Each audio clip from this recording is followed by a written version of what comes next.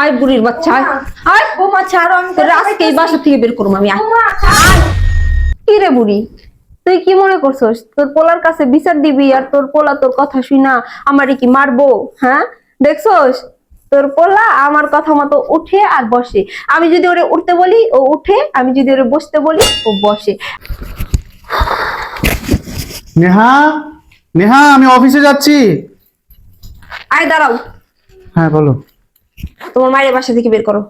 মাকে বাসা থেকে বের করে দেবো মানে? হ্যাঁ, তুমি তোমার মায়ের যদি বাসা থেকে বের না করো তাহলে আমি তোমার বাসা থেকে চলে যাবো। আরে তুমি এসব কি বলছো? তুমি কোথায় যাবা? তুমি আমার 10টা না 5টা না একটা মাত্র বউ, গেলে মা যাবে, তোমার কোথাও যেতে হবে না। সত্যি কইতেছো? আরে কি যে বলো না, আমি তোমার কাছে মিথ্যা কথা বলবো?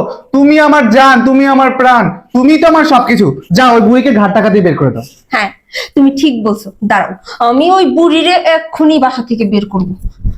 আয় বুড়ির বাচ্চা আয় আয় বৌমা ছাড়ো, আমি তোর আজকে এই বাসা থেকে বের করবো আমি। আয় বৌমা ছাড়ো। আয় যা বুড়ি ভাই না, আজকে এই বাসা থেকে বেরো। বৌমা আমি কোথায় যাব বাসা থেকে বের হয়ে?